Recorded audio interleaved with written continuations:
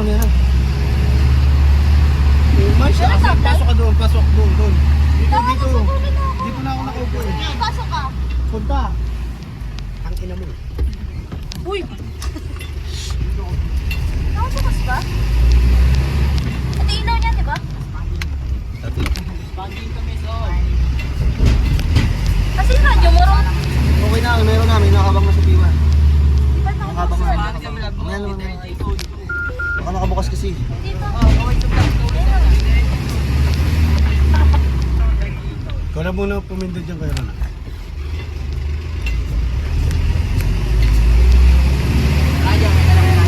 May radyo dyan, hindi mga radyo sa baba.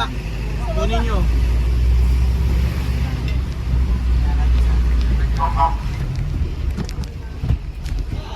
Punta. Napaalam na kami kay Kap. Ayan na.